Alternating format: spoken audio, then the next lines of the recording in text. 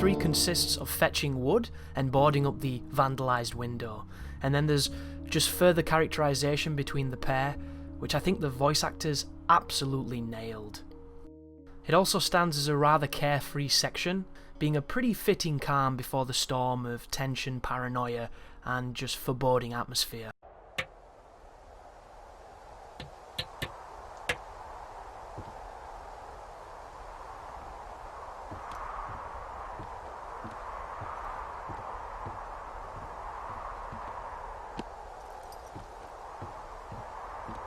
Hey, Henry?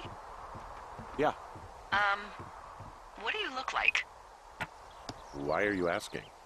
Because I'm horribly superficial.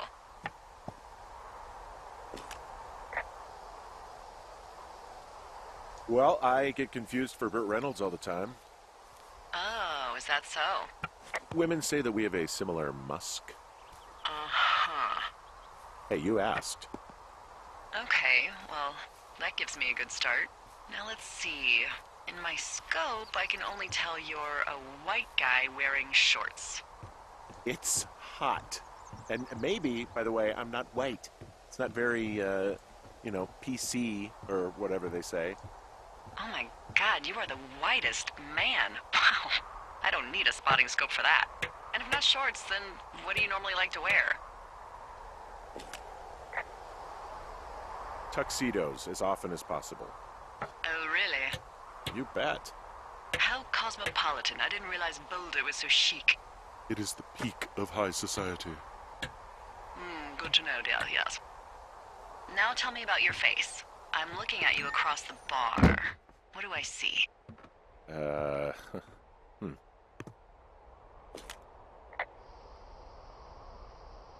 I got a broken nose. It's not bad or anything, but yeah. How'd you do that? Your illustrious boxing career? I wish.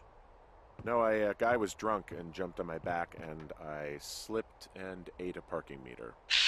Eesh. I want to know about your eyes. Get out of here. I'm drawing you. I need to know. Your what? Is that okay? Don't answer. I'm gonna do it regardless. Fine. Your eyes, tell me. They're steely. A cold, hard stare. Like a Siberian husky. Sure. Okay, got it. Thank you, Henry. You get what you need? Absolutely. Oh, and that window's all patched up.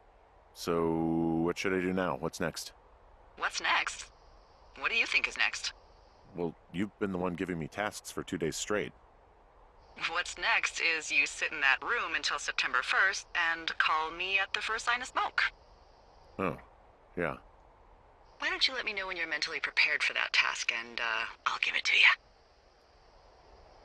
Okay, I think I am ready to tackle my long-term commitment of keeping this national forest safe from total destruction. I am glad to hear you've really thought this through. Of course. We've issued you a comfy chair to sit in and everything. You know, it's not really that comfy. I mean, it's wooden and there's no padding. I think I actually got a splinter in my thigh this morning. Aww. Well, regardless, take a seat. The forest depends on you.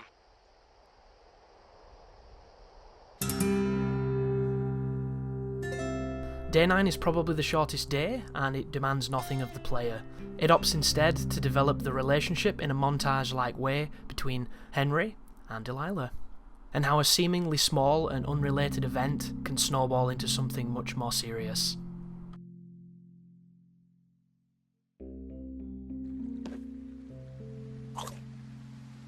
Hello, Henry. Having a nice afternoon?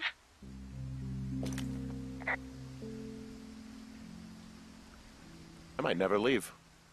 Well, I called with some bad news. 2 young women, Chelsea Stevens and Lily McLean, were reported missing. They've got parents out in California who haven't heard from them in a week. They were supposed to meet an aunt down in Cody.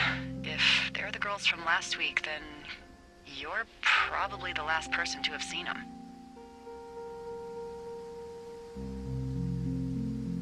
I didn't do anything to them. What about their camp? That wasn't me. You know that. Don't get defensive. Look, it's not gonna be an issue. I mean, if they turn up dead, then maybe. Should I just not say anything and save us the trouble? Yeah, don't. Yeah, that's what I was thinking. All right, Henry, thanks. Enjoy the sunset.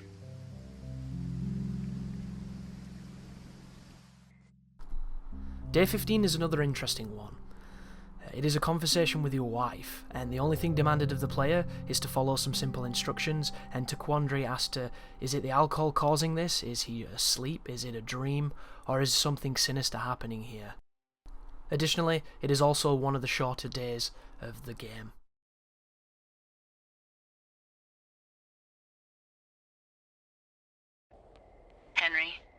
Henry, wake up.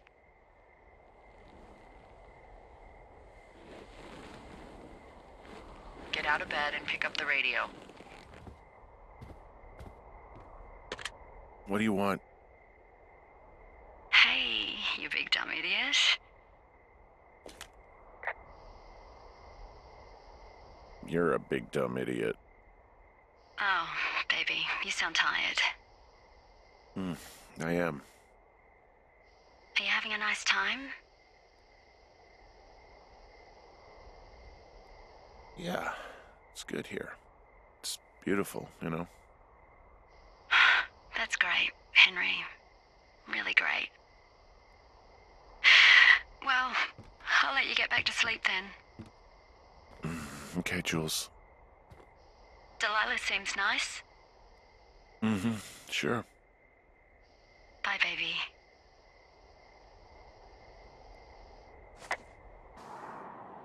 Day 33 is a focus on characterization and one of the major choices within the narrative. I'm not entirely too sure what will happen depending on which you choose here, because I've only ever chosen the one you're about to watch. I don't think the effects will be too crazy, because I just don't think that it is that much of a demanding choice. But for those interested in the relationship between Delilah and Henry and his wife, this is the episode that will go further into detail. Is it too much of a pain in the ass to bring supplies all the way up to our towers? Well, I get my stuff hand-delivered. Oh, how's that work? It's the perks of a decade of service. You're out hiking in 90-degree heat, and I get to do crosswords. Isn't life miserably unfair? Anyway, when you find the supply drop, remember it's not just for you, okay? Other lookouts, biologists, a few people get their food there, and I don't want to have to call in for more. There should be loads of good stuff, though. Beans, prunes, jerky.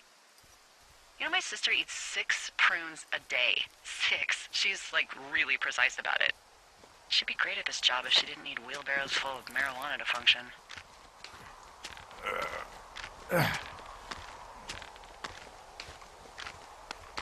Hey, so... who's Jules? I mean, I assume it's your ex. I don't mean to pry. She's... Wait, did I tell you about her? No. Not exactly. Then, how... A couple of weeks ago, you called me in the middle of the night, and you were, I guess, talking in your sleep? I only heard the name Julia, so I figured I'd ask.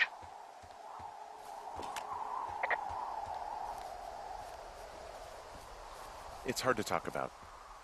You don't have to. It's hard because, well, I fucked up. We all fuck up. But being out here can't be some sort of punishment for you. She got really early Alzheimer's and I lost her.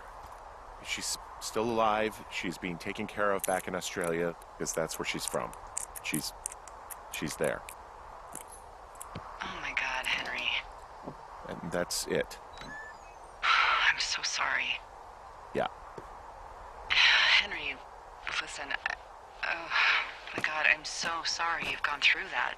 I don't know if you've thought of it this way, but her family is taking care of her, and you need to take care of you. Thanks. I'll let you keep hiking. All right, I got everything I need out of here. Time to chow down. Just yours, right? Who do you think I am?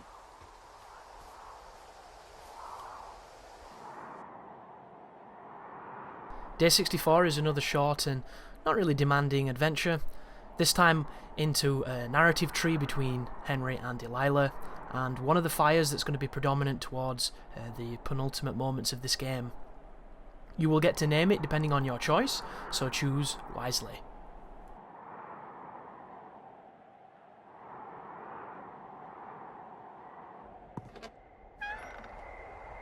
You've got a front row seat for what might be the biggest fire of the year.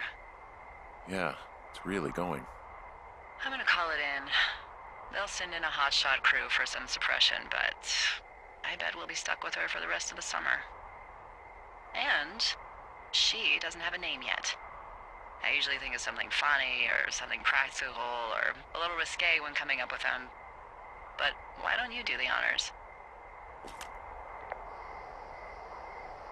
Delilah's a nice name. No, you big dummy.